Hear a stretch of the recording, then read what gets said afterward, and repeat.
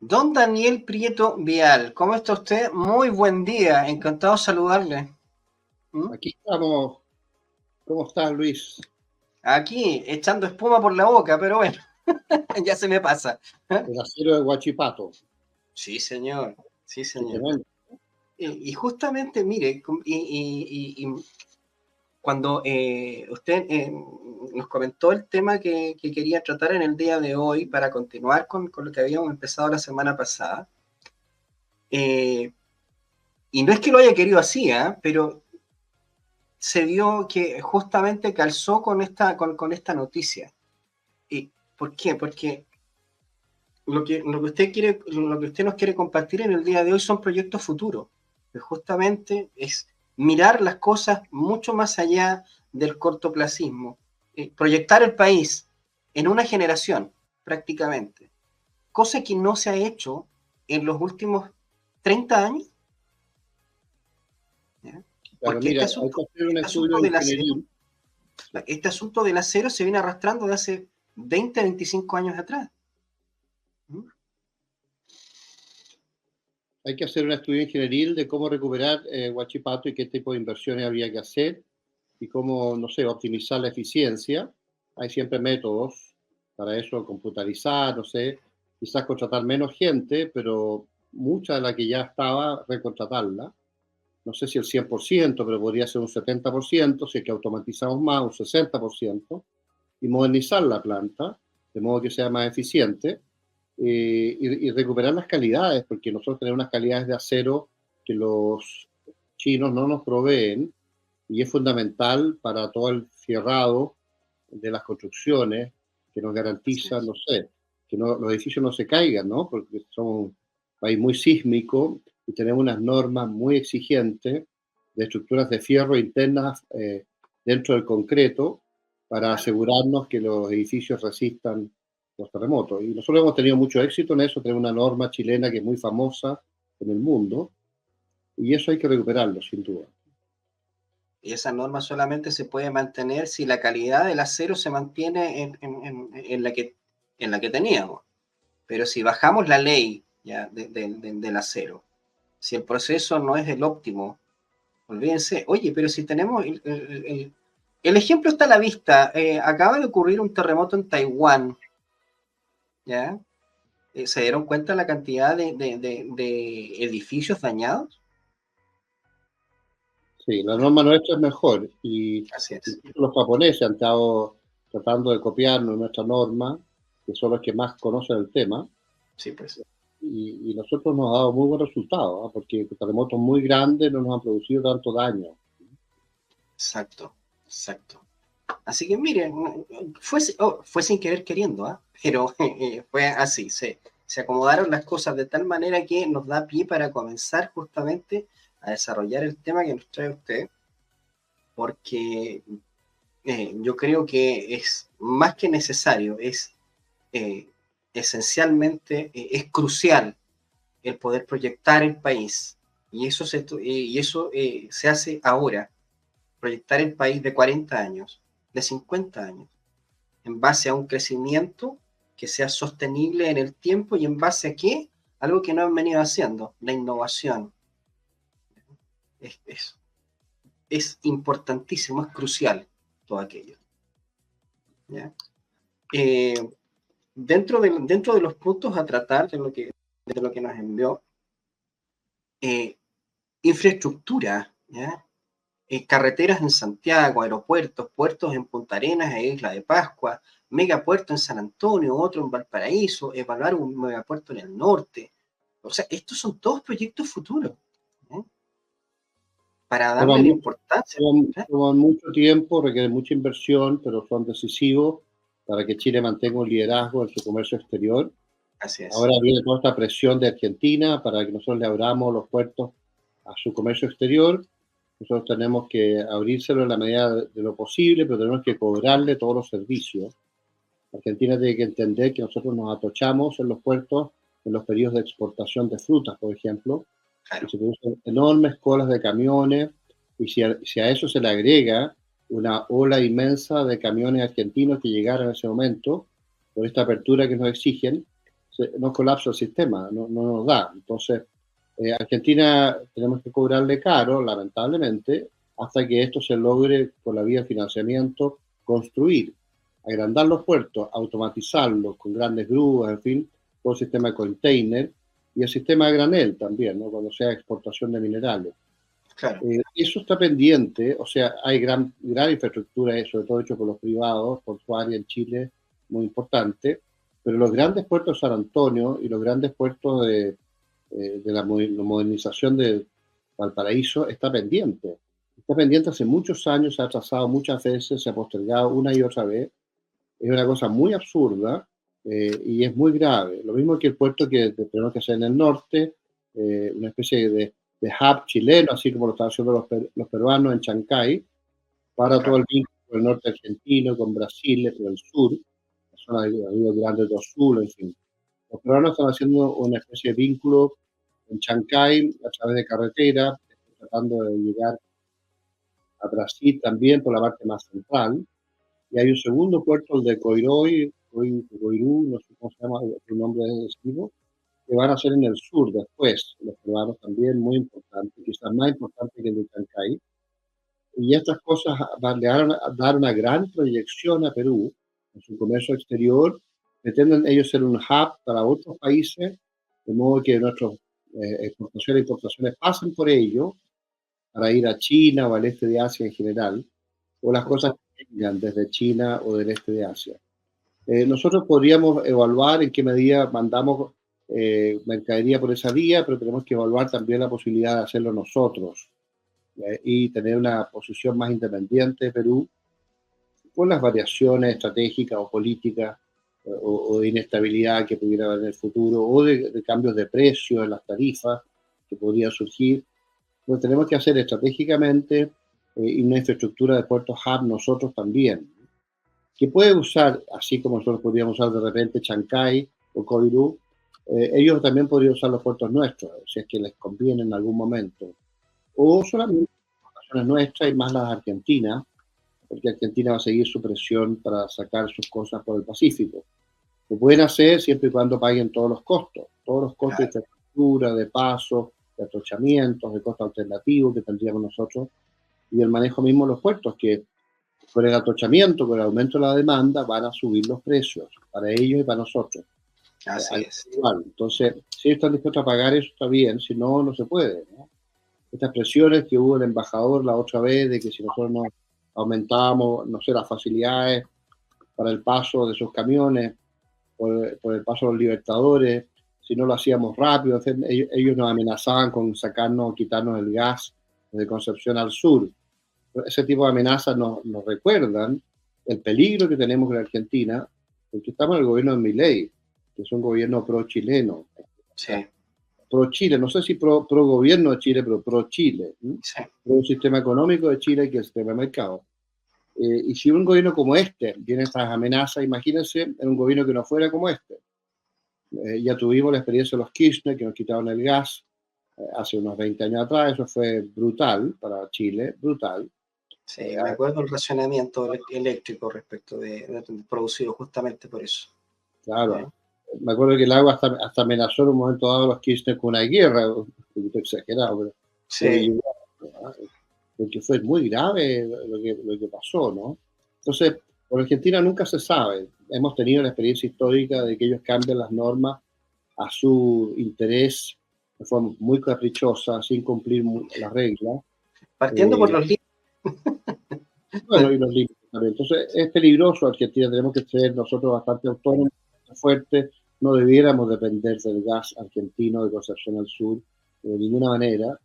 Y buscar todas las fórmulas que haya de fuentes de energía. Estamos muy metidos en lo eólico y en paneles solares, pero podríamos también pensar hasta en un reactor nuclear, hasta un reactor nuclear antisísmico, con todas las tecnologías modernas, sin esta, no sé, trancas psicológicas que tenemos con la energía nuclear, porque hoy día las últimas versiones de la energía nuclear son extremadamente seguras y son muy eficientes desde el punto de vista de los costos de producir electricidad y en general energía. Esas cosas también hay que evaluarlas. Ahora, respecto a la infraestructura de circulación, nosotros tenemos que hacer más carreteras, ¿no? Porque estamos Sí, atrasados en eso. sí, Tenemos que hacer un diseño de carretera más amplio, más simple, menos, menos rebuscado, porque tenemos un diseño de repente muy rebuscado, sobre todo en los enlaces en Santiago, uf, y cosas obvias que no se hacen, ¿no? Y en el caso del traslado no sé, desde el centro hacia el barrio alto o desde la zona de Maipú hacia el barrio alto o cruzando de sur a norte o de norte a sur, eh, hay unas áreas de Santiago donde hay mucho automóvil, donde la circulación, por ejemplo, de norte a sur no se da, pegado a la claro, cordillera, por ejemplo, ¿no? Hay que bajar hasta Américo Vespucio. A Américo Vespucio le falta todavía un enlace subterráneo entre el Príncipe de Gales y ¿cómo se llama? La Plaza Atenas, o sea, entre la zona de Avenida Grecia. Entre Avenida ujú, Grecia y Príncipe de Gales falta un túnel de Américo Vespucio para completar el circuito sin pasar por superficie una cadena inmensa de semáforos donde se producen tacos inmensos que producen mucha ineficiencia. Eso tiene un gran costo económico, la ineficiencia, una gran pérdida de tiempo, un gran gasto de energía, de benzina. Cuando tú estás parado y tienes que acelerar y frenar, gastas muchísima energía. así Y esa es. cadena de semáforos que hay en ese sector produce eso, y esas cadenas de semáforos se dan también en muchas partes de Chile. Una de las cosas que hay que hacer es sacar semáforos. En Chile hay un exceso de semáforos por kilómetro cuadrado muy superior al promedio internacional de los países desarrollados. Eso Así es. no se puede dar. Así que hay que cambiarlo, ¿no? Y lo otro que tenemos que hacer es túneles. Fíjate que ese vínculo que se iba a dar por la cota 1000 Sí, entre sí, el norte y el sur de Santiago para despejar esa inmensa cantidad de autos que circulan en la zona, no sé, de Chicureo, Las Condes, o sea, Vitacura, claro, Las Condes, en fin, y toda la zona de Lo Barnechea y que vienen también eh, eh, en todas las otras sectores de Santiago por ese lado de la cordillera, se puede despegar con un túnel. ¿No? Tú te metes a un túnel de, no sé, de 8 pistas, ¿no? 4 pistas por claro, lado, claro. túneles grandes, de norte a sur, y tú pasas por debajo de Santiago y vas saliendo en distintos lugares, pero el flujo se hace inmensamente rápido. Y hay que hacer un túnel ahí, quizás hay que hacer otro túnel en la zona central, prolongándose más allá de la carretera del Maipo, por debajo del centro de Santiago, y Claro. otro túnel también por el poniente, por la zona de los Vázquez o por áreas parecidas, para despejar en toda el área, toda la zona norte-sur. Hay que despejarla también porque está muy atochada, de repente se produce un accidente, se producen tacos de media hora, una hora, muy Sí, po. absurdo, que tiene un enorme costo económico para la sociedad. Entonces, eso está trancado. Curiosamente, el tráfico ha bajado en Chile porque con todos estos asaltos y los robos, la gente tiende a moverse menos Sí, y sí. tiende a guardarse en las casas muy temprano. Por lo tanto, es más fácil circular hoy día porque hay menos autos por el miedo, por el temor, ¿no? Pero eso no tiene sentido porque nosotros tenemos que recuperar la seguridad del país y una vez recuperada la seguridad del país va a volver los flujos inmensos de autos, sobre todo si recuperamos la economía. Al recuperar la Así es. inversión, la actividad, se va a aumentar mucho el flujo de tráfico y tenemos que prever una infraestructura de nueva generación para poder despejar el tráfico norte-sur y este-oeste en Santiago con grandes túneles. Yo creo que hay que hacer unos 3 grandes túneles de sur a norte y unos 3 grandes túneles nuevos, paralelo a la costanera norte, por ejemplo, desde el oriente al poniente o del poniente al oriente, ¿no? Mire, hay algo que usted, mire lo que me estaba acordando mientras lo escuchaba a usted.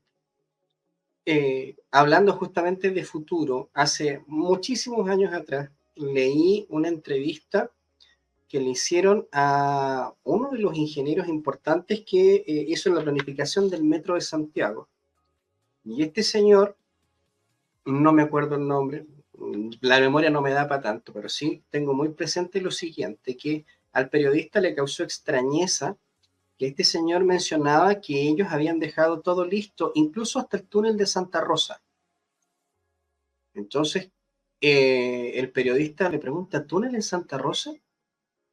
Y este señor le responde que ellos dejaron ellos dejaron enterrado en Santa Rosa con la Alameda, la caja hecha del túnel para crear en el futuro el paso bajo nivel Santa Rosa Maquiver. Es infraestructura que está ahí y que no la han utilizado y que no la han destapado para poder agilizar justamente el tránsito en esa zona. Así como esas, ¿cuántas obras más hay que no se han, se han subutilizado o derechamente se han olvidado? Claro, y estas obras muy grandes tienen un costo inmenso. Dicen, no, pero es que el Estado no tiene plata para eso. Lo que pasa es que se concesionan.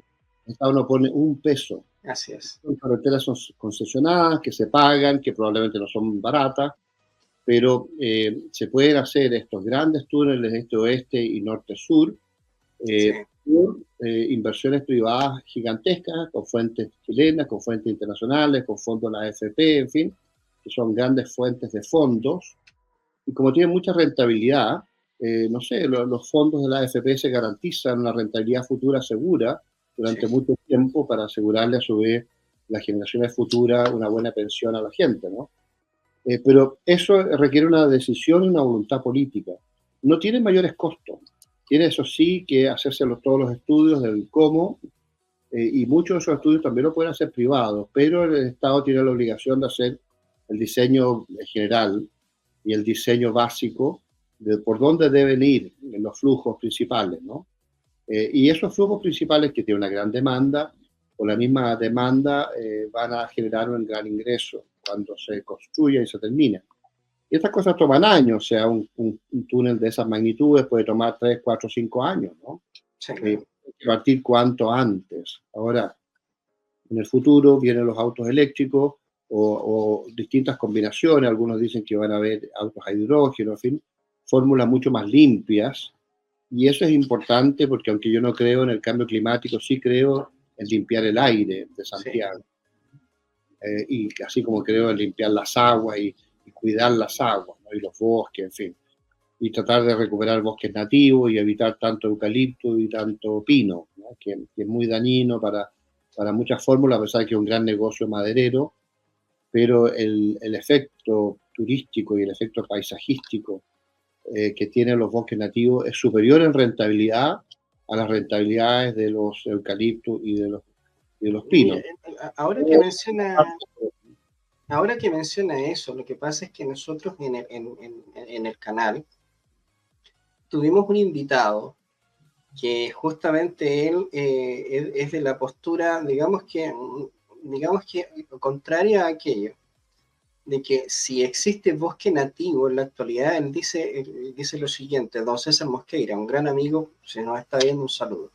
Ya. Dice que si existe bosque nativo es justamente gracias a que se ha plantado pino. Porque la madera que se utiliza para construir casas, para hacer estructuras y todo eso, tiene que salir de alguna parte. Si no existieran los bosques de pino, entonces habría que talar un bosque nativo. ¿Ya? Entonces, todo tiene un porqué. Ahora, buen punto. Habría que ver la combinación. Exacto. Pero yo paisajísticamente prefiero los bosques nativos. Sí, de todas maneras. ¿Ya? Pero sí. Él hacía justamente... Sí. Claro. Me choca el bosque, el pino y el eucalipto, me choca. Claro. Y el daño que hace al suelo es muy grande. Entonces hay que ver dónde habría que plantar esto. Ahora, nosotros tenemos que recuperar el norte y el centro, con las carreteras hídricas que hemos planteado en la vez pasada, tanto en superficie como en tubería subterránea, como bajo el mar, en la costa, ¿no? Llevando un bombeo de agua desde el sur al norte por tuberías bajo el mar, y llegando a las distintas cuencas, y de ahí subir el agua a las zonas que lo requieran, y hacer una cadena de suministros de agua desde el sur al norte. Eso también es una inversión, pero tampoco lo tiene que hacer el Estado. Son inversiones privadas, concesionadas. Entonces, uno las puede hacer bastante rápido, de forma muy eficiente, con una buena dirección del Estado, pero sin necesariamente que nosotros metamos nuestra mano al bolsillo para pagar estas obras inicialmente. Las vamos a pagar en el consumo en el tiempo.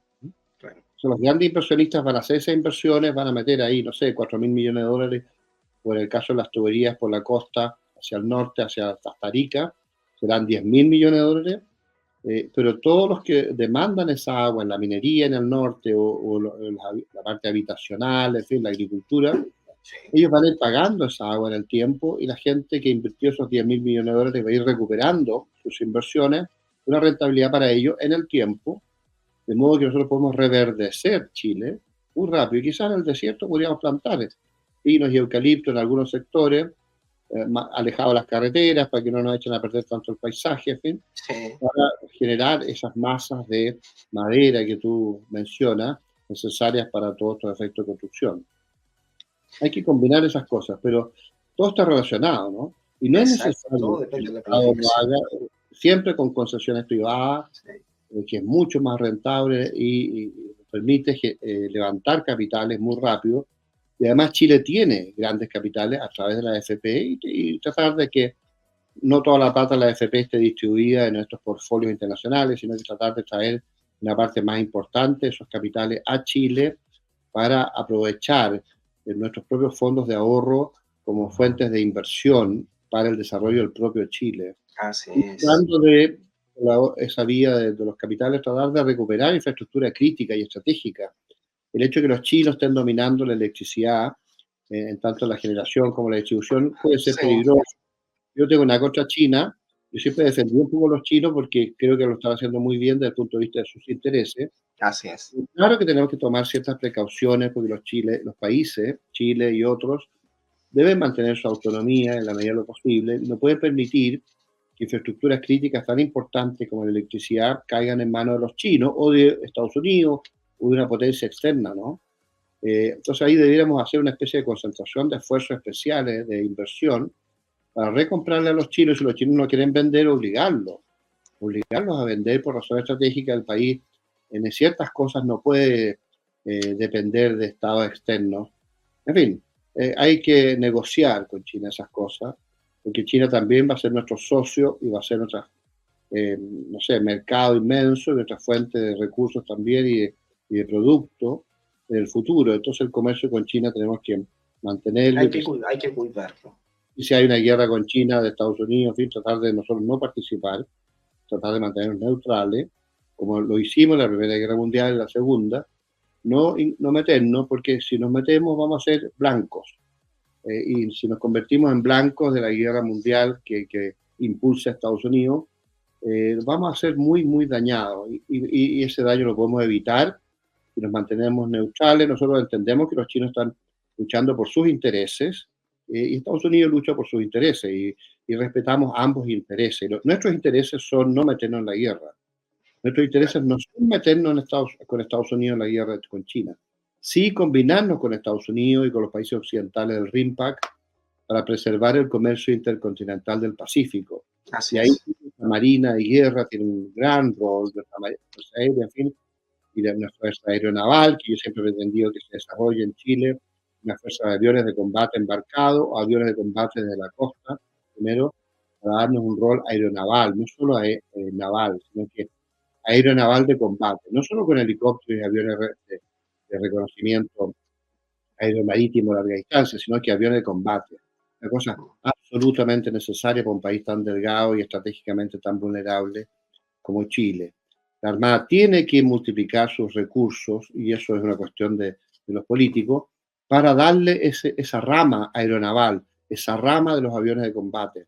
Y desde el punto de vista de los buques, desde el punto de vista de la construcción naval, y el punto de vista, no sé, de toda la dirección del litoral, o sea, las patrulleras costeras, Sí. multiplicar todo eso y crear una infraestructura estratégica aeronaval también en la zona austral, porque nosotros tenemos que prepararnos 5, 10, 15 años para la amenaza que se viene en la Antártica, que va a Así ser es. un conflicto que no sé si es con Argentina o con Inglaterra o con los chinos que se pueden querer meter, los rusos que quieran venir, el mismo Estados Unidos, en fin, quiera de ello, nosotros tenemos que tener una gran presencia ¿Cuándo, para tener cuándo vence la moratoria de las reclamaciones urgentes? 48, nos faltan 14 años. Sí. Nosotros para crear una infraestructura estratégica en la zona de los canales nos puede tomar por lo menos 10 años, si no los mismos 14. Entonces, llegar al momento que se produzca la crisis con infraestructura de capacitación para sostener nuestros buques de guerra, nuestros submarinos, con abastecimiento, bajo roca, al interior de las montañas, de modo que los buques se puedan esconder adentro de las montañas, que no los vean por satélite. Nosotros en el pasado escondíamos los buques en los canales secretos y les metíamos unas redes de camuflaje. Sí. Hoy día se ven esos buques por el espacio, porque los buques emiten una cantidad de calor que con los sensores térmicos se detecta.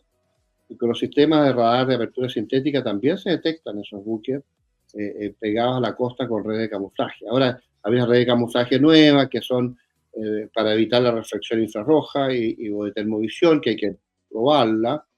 Pero la clave es tener, no sé, túneles bajo los acantilados en que tú te metas con tus buques al interior de la montaña Sí, y sí. al interior una especie de ciudadela de talleres de mantenimiento y abastecimiento de munición o de misiles o de alimentos o de lo que sea para abastecer una persistencia en la escuadra en esa posición estratégica de la zona del Cono Sur. Chile tiene esa ventaja.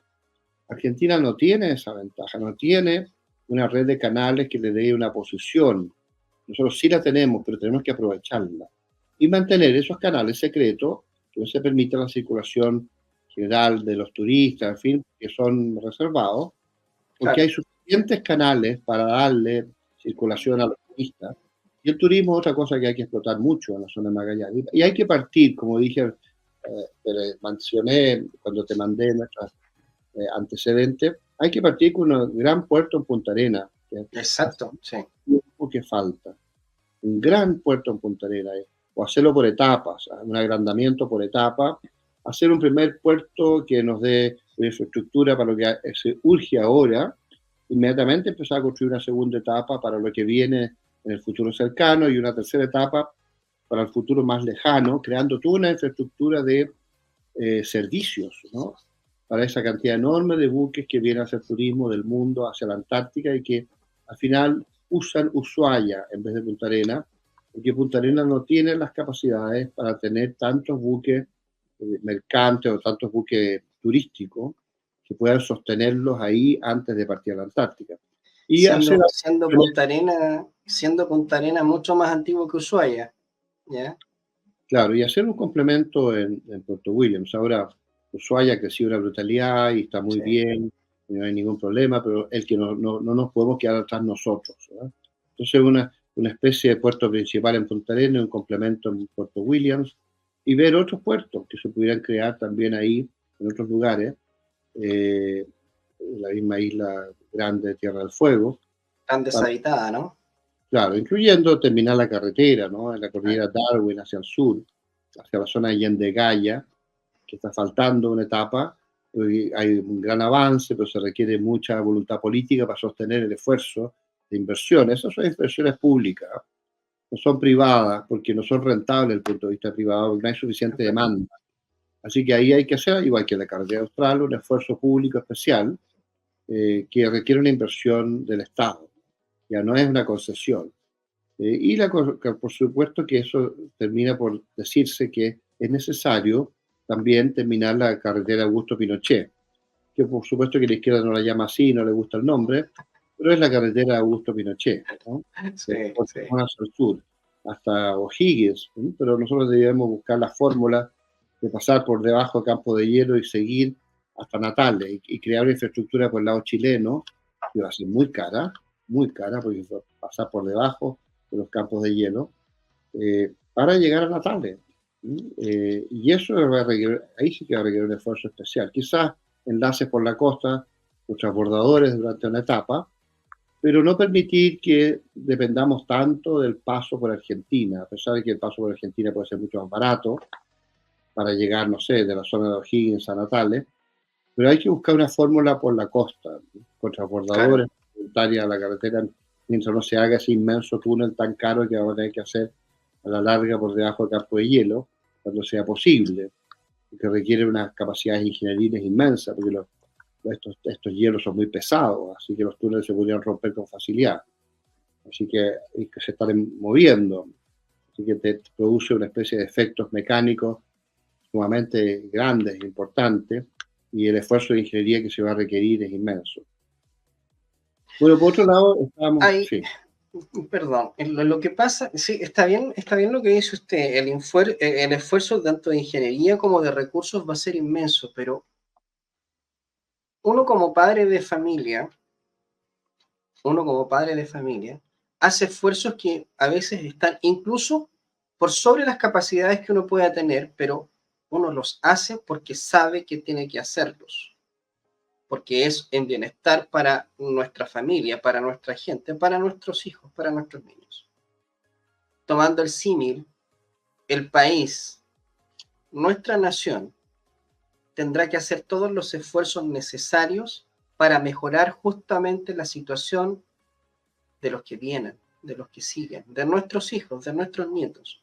Y que si hay que gastarse los recursos para poder conectar el país de norte a sur, de este a oeste, de cordillera a mar, y desde el desierto hasta el fiordo, hay que hacerlo. Porque todo eso va a redundar ¿en qué? En un beneficio directo de nuestra nación. Independientemente de lo que cueste, ya se verá la forma de buscar los recursos. Pero de que hay que hacerlo, hay que hacerlo. Por el hecho de que sea caro, uno no puede decir, no, esto no lo voy a hacer, porque eso perjudica a alguien más y trae mal vivir a las personas. Entonces, claro, puede salir caro el túnel, ¿no? Pero, ¿qué pesa más? ¿El costo económico o darle, por ejemplo, con ese túnel, darle un dinamismo económico mayor a la zona que está en estos momentos prácticamente despoblada? La isla grande de Tierra del Fuego está despoblada. Viven, qué sé, 20 personas, 30 personas en 600 kilómetros. ¿No? No hay una forma de darle una salida económica a eso. Es territorio que no está aprovechado. Es territorio que en estos momentos está con ovejas, qué sé yo. Perfecto, listo, ningún problema. Pero lo podemos conectar un poquito más. ¿Le podemos dar un mejor vivir a esas personas que son nuestros hermanos? Lo importante es que esas haciendas con ovejas puedan funcionar y que si a lo mejor se les puede meter Exacto, ganado también. eh, ahora es un terreno muy frágil, ¿no? Me cuesta sí, mucho que surjan ahí las vegetaciones o los árboles y costaría muy poco destruirlo, así que hay que tener cuidado. sí, Y sí. pero hay que buscar, como tú dices, fórmulas, no sé, a lo mejor minería o a lo mejor las mismas fuentes de energía eólica, aprovechando estos vientos inmensos que hay en la zona, o todo lo que puede haber en la costa por la idea de la pesca, desde la isla También. a la periferia de la isla, que hay que aprovechar, y yo creo que la salmonicultura, que está siendo tan atacada por este gobierno, tiene que triplicarse, cuadruplicarse, multiplicarse. Chile tiene que ser una potencia mundial en salmonicultura y en otros peces también, no solo salmones, cultivado en los fiordos, los canales, con las técnicas más modernas y con mucha investigación científica paralela para evitar futuras enfermedades y para evitar algún daño ecológico que pudiera haber, que eso sí puede ser real y hay que tener mucho cuidado de hacer una cosa bien hecha. Sí. Pero hay que triplicar o cuadruplicar la salmonicultura, no disminuirla, como están tratando de hacerlo ahora, y ser una potencia mundial de proveedores de alimentos por la vía de estos cultivos en jaula, ojalá lo más amplio posible para que los peces no estén tan estresados, porque eso tiene una serie de efectos también. Y, no sé, arrancar para adelante, como dice el dicho, ¿no? O Sí, sea, pues. en un caso suprimirlo, sino hay que multiplicarlo. Y junto con las carreteras que se puedan crear en la zona norte de la carretera Augusto Pinochet, donde uno pueda pasar todos estos enlaces navales que hay o marítimos con transbordadores en distintos sectores, hacer una carretera más al interior, paralela, dándose alguna vuelta, en fin, para mejorar la conectividad, ¿no es cierto?, entre Puerto Montt y Chaitén, por ejemplo, Por y de ahí ejemplo. hacia más al sur, pasando por todas estas zonas como Hornopirén y otros que donde hay estos transbordos, ¿no? Exacto. Y lo mismo, bueno, ya se hizo el famoso puente, o sea, va a terminar de aquí a un par de años el puente de Chiloé. Yo hubiera preferido no hacerlo, entre paréntesis. ¿Eh? A mí me Sí, gustaba la isla.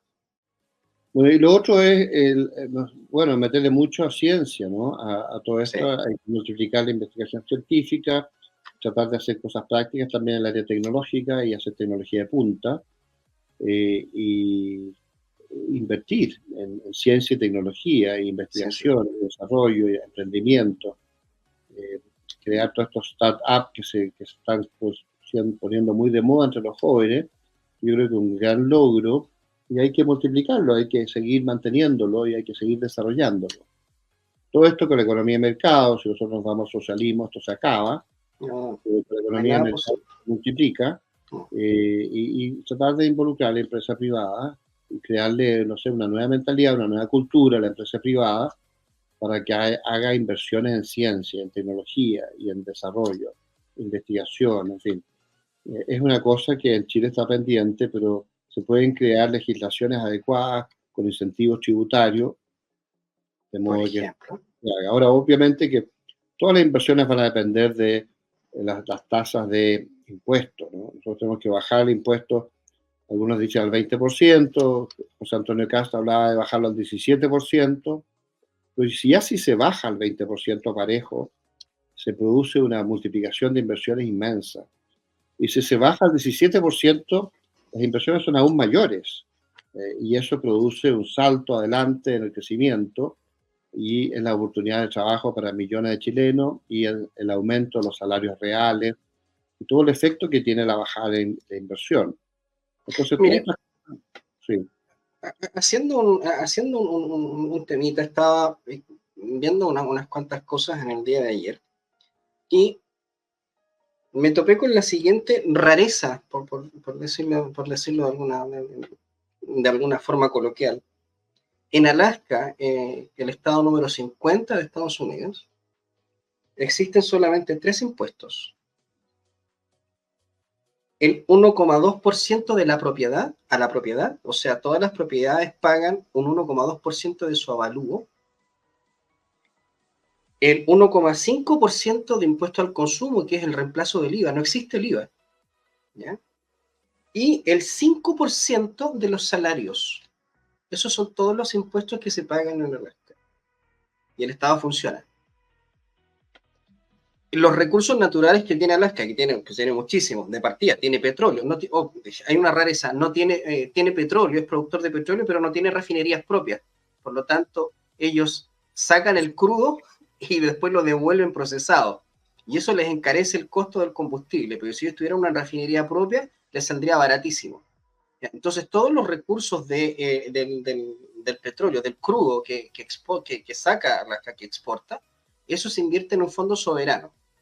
Y ese fondo soberano le reporta a cada ciudadano del estado de Alaska, ¿ya?, un pago anual de alrededor de $1,100 por persona adulta. Perdón, por persona. O sea, en un núcleo familiar de 5 personas tenemos $5,500 al año que les reporte ese fondo. A ver, si ellos lo hacen, ¿por qué en Chile no podría hacerse algo similar? En Chile tenemos una cantidad de impuestos ridícula, ¿ya? Ridícula. La carga tributaria chilena ya se está haciendo insostenible. La presión fiscal ya está siendo demasiado alta. ¿Cuánto es lo que nosotros le entregamos, groseramente, en trabajo al Estado? Por parte baja son, si el año tiene 12 meses, nosotros aproximadamente le estamos entregando al Estado 4 meses de trabajo para pagar todos los impuestos. Eso es mucho. Para la calidad y la calidad de servicios que el Estado nos retorna con esos pagos de impuestos es demasiado. No podría ser tal como decía usted, bajar el impuesto corporativo a como era antes. Era un 15%.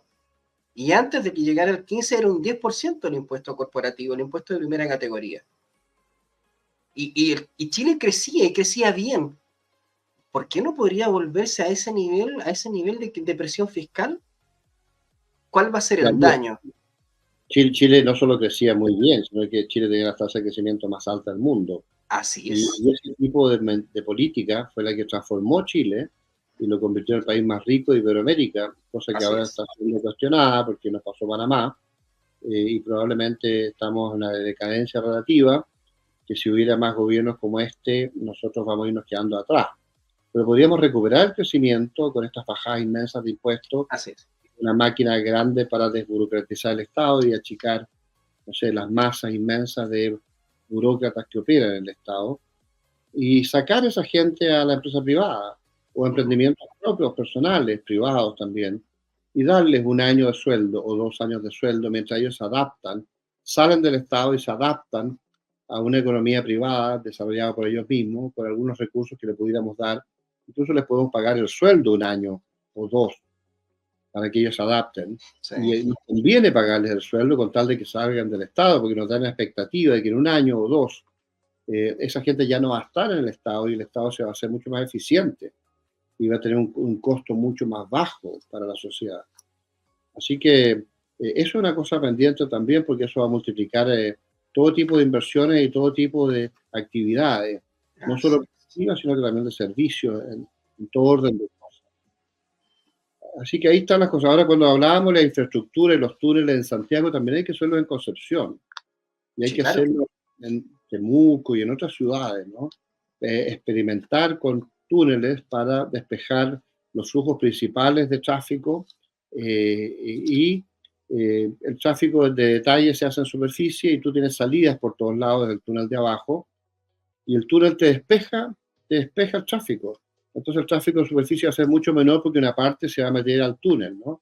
Ahora el túnel hay que pagarlo, algunos no van a querer pagar, bueno, el porcentaje que no quiere pagar opera en superficie, pero va a operar en una superficie con mucho menos tráfico, porque un porcentaje está metido al túnel.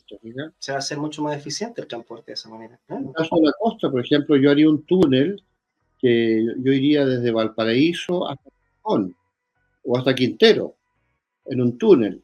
Por lo tanto, toda esa parte que va de Valparaíso a Viña del Mar y Reñaca, y quizás Concón mismo, yo haría un túnel inmenso, un túnel, no sé, de 4 o 5 pistas por lado, lo salías por todos lados, y tú te ahorras estos tacos inmensos que se producen en las horas de atochamiento, y que frenan mucha actividad, porque la gente dice, mira, yo no puedo invertir en Valparaíso, hacer empresas allá, porque el tráfico está muy atochado, entonces no hay expectativa de crecimiento. Claro.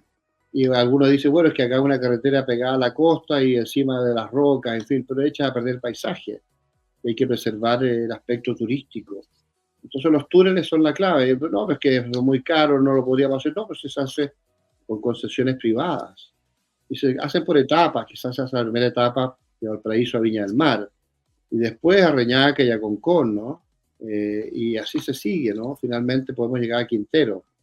Esa parte, quizás los túneles al principio van a ser de 5 pistas por lado, los túneles de la segunda etapa van a ser de 3 pistas por lado, o 2 pistas por lado, porque no hay tanto tráfico en la zona de Concón a Quintero como la hay Claro.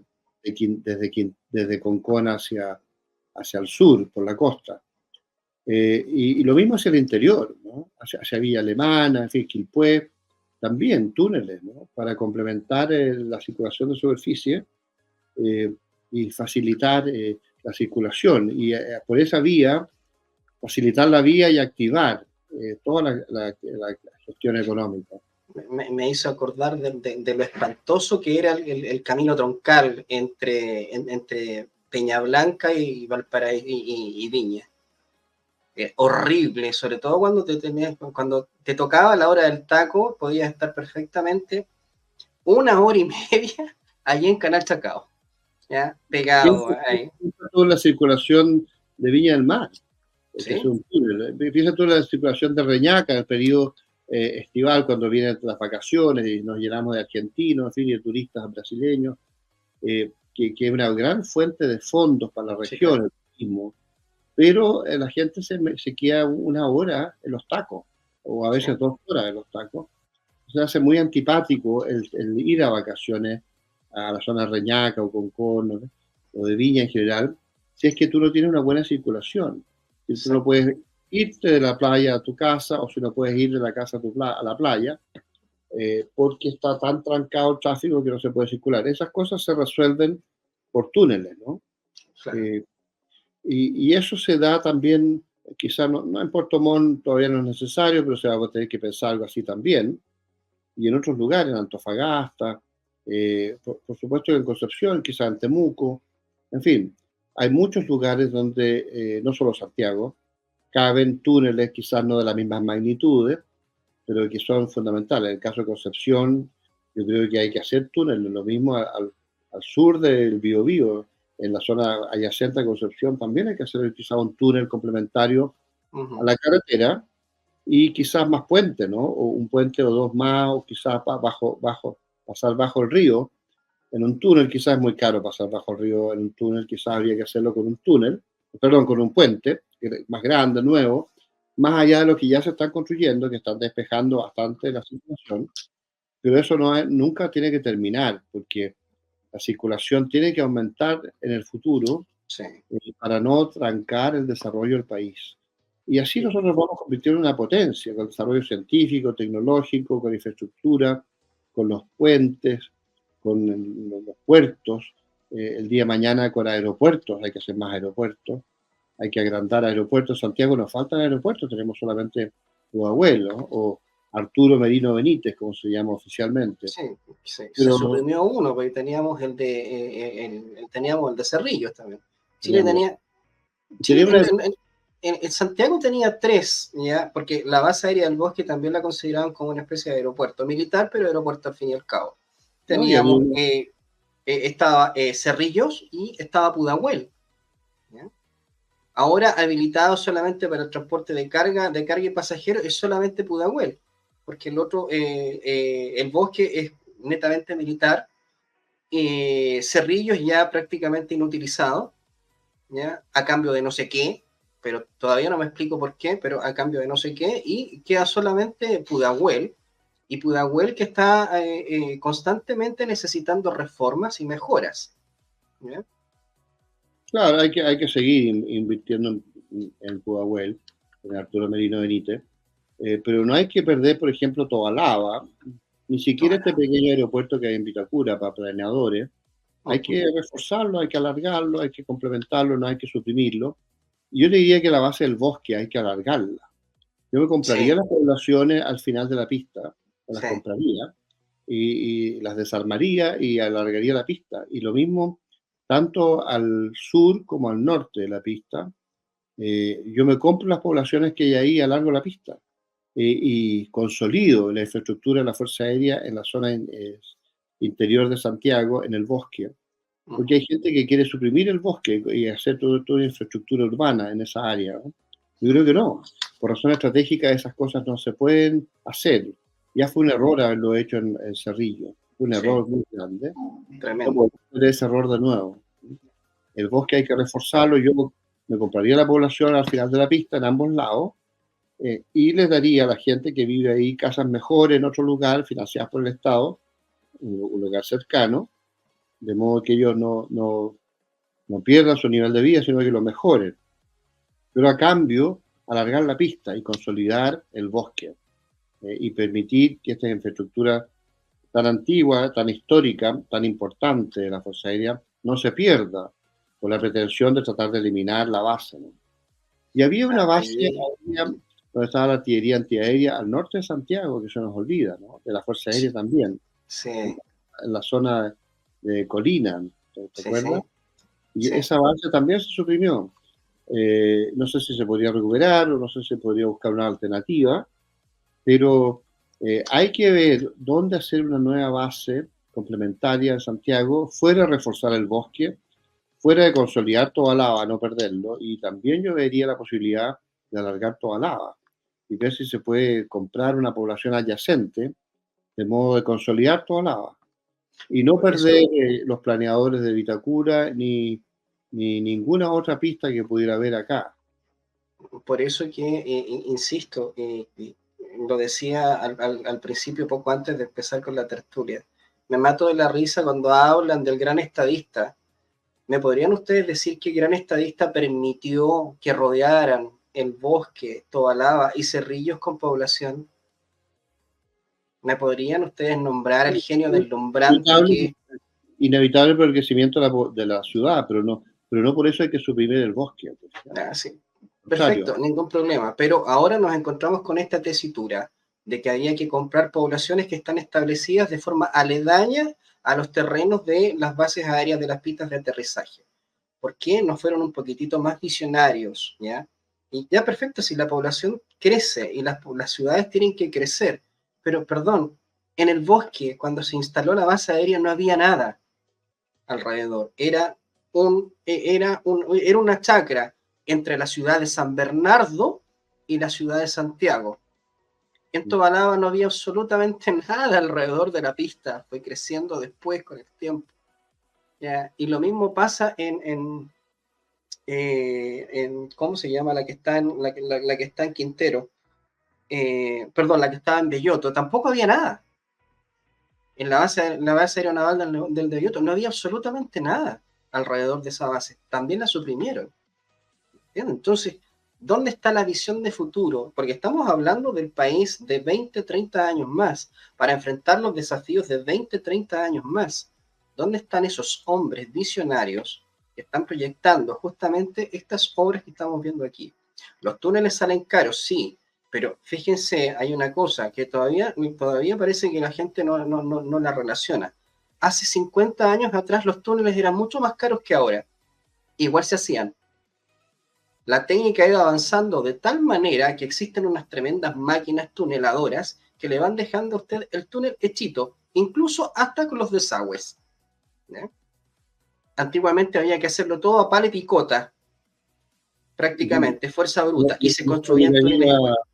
Fabricaría un buque con diseño chileno para hacer toneladoras en los canales y que el buque se pegue a los acantilados del borde de un canal, de esos canales secretos, reservados, y empiece a orar la roca hacia el interior para poder meter buques hacia el interior navegando desde el canal hacia el interior de la montaña y crear una infraestructura ahí para sostener a la escuadra o a los buques locales de la Marina de Guerra o a submarinos, con toda la infraestructura de abastecimiento para poder operar en el cono sur de Sudamérica con una especie de poder privilegiado por la posición, que no lo tiene nadie, porque los chinos podrán venir desde China o de Estados Unidos o desde Rusia, pero nosotros tenemos la posición y tenemos que aprovecharla.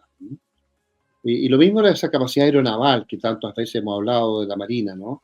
Yo soy de la teoría de que comprar los Harrier de españoles e italianos, ahora que hay una oportunidad, no ahora, sino que el año 27, en el caso de los españoles. Los italianos ya lo están dando de baja, o sea que podríamos comprarlos ahora luego, pero de aquí al 27 o al 30 y operarlos 15 años. Entonces la aviación naval se hace aviones muy baratos, uno puede contratar los pilotos y los mecánicos para hacer el mantenimiento.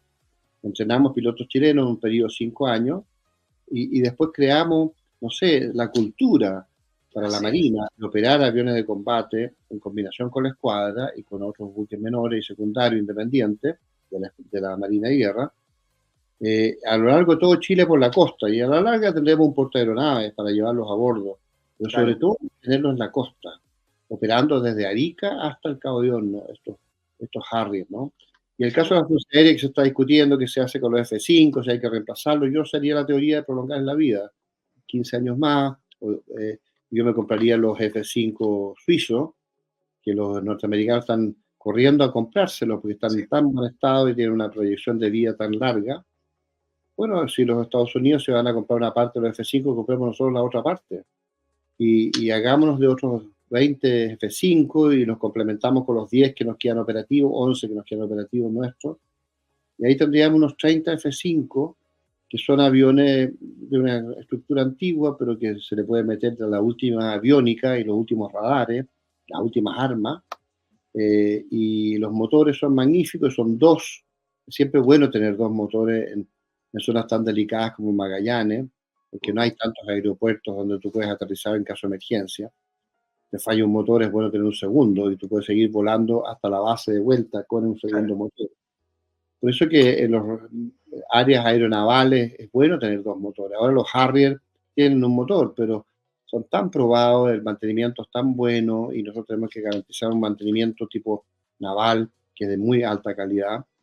De modo que los Harrier pueden operar, aunque sean de un motor, sin falla, ¿no?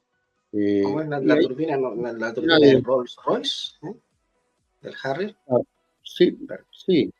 Hacernos de una fuerza aeronaval, una fuerza aérea, con muchos aviones, con tecnología moderna, con misiles y sistemas aire-superficie guiados de largo alcance, antibuque, antitierra, muy moderno, con buenos radares, con buenas redes de data link y comunicaciones, pues, se puede hacer todo eso con unas plataformas, o sea, los aviones, muy barato, no es necesario gastar en F-35B o en F-16 nuevo, ¿no? Que son fantásticos, pero son muy caros. Nosotros podemos aprovechar estas dadas de baja masivas que van a dar los suizos ahora de su F-5, el año 27, o de los Harrier, italianos o españoles, incluso los norteamericanos que nos pudieran dar. Y yo me haría de 30 Harrier y de 30 F-5, complementado con los 40 o 44 F-16, si podemos comprar 10 más, no sé, ahí tendríamos Nunca están de más, ¿no? ¿Ya? 100 aviones, 120 aviones, Sí, que yo creo que es una cosa necesaria. Ahora, eso se puede hacer muy barato si compramos los aviones de oportunidad.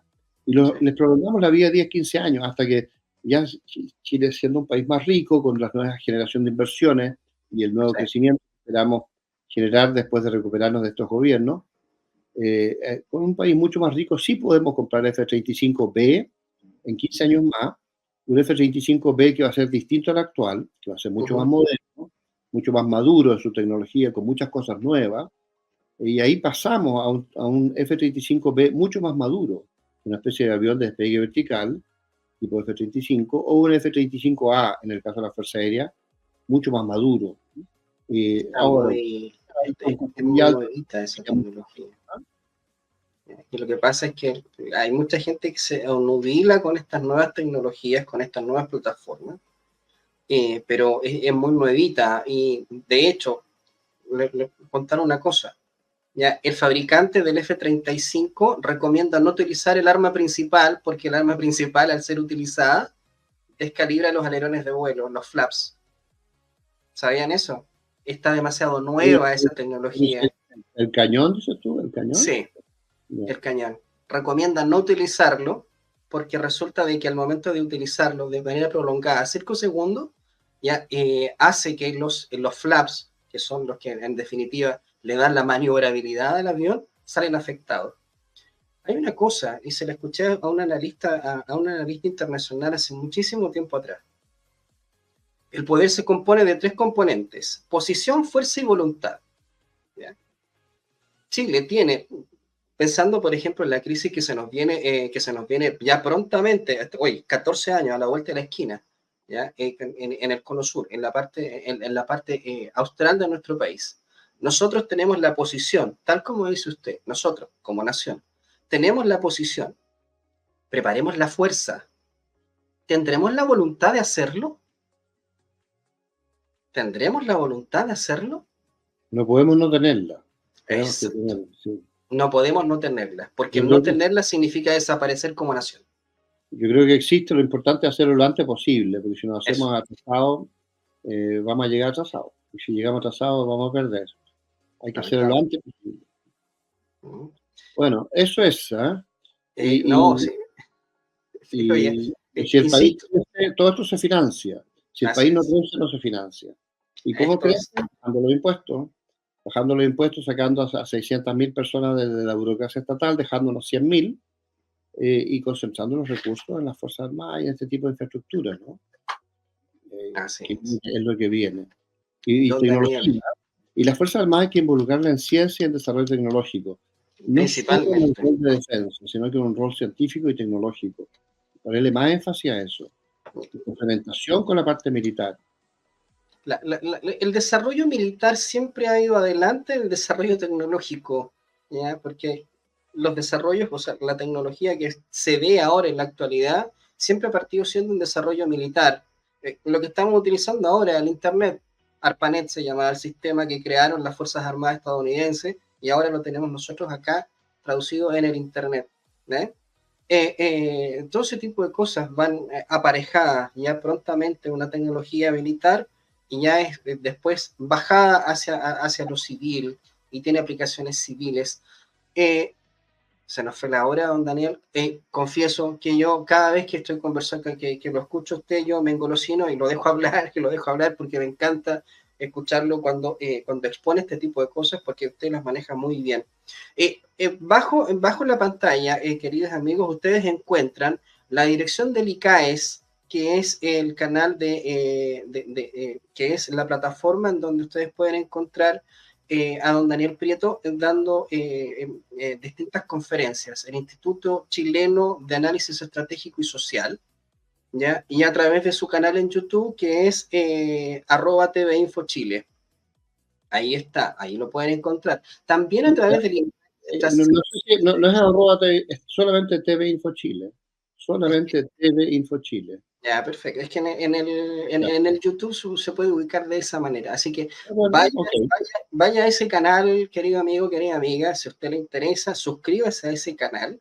Le van a estar llegando las notificaciones. También allí, don Daniel retransmite esta sección del programa, ¿ya? Sí, y tiene bastantes visualizaciones. Ya se hace muy entretenido.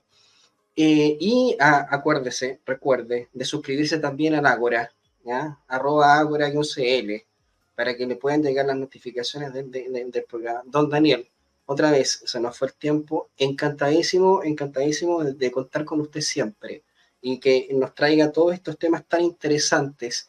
De repente medios puntillosos en algunos aspectos, sí, porque hay gente que dice, oye, pero ¿cómo hablan de esto y no están hablando de esto otro? Sí, lo que pasa es que, como decía Tesla, es que ellos hacen las cosas para hoy. Yo estoy viendo las cosas del mañana, ¿ya? Esa es la forma de proyectar. Agradecido nuevamente, don Daniel. Bueno, mucho éxito, Luis, y que te vaya muy bien. Que tenga muy buena tarde.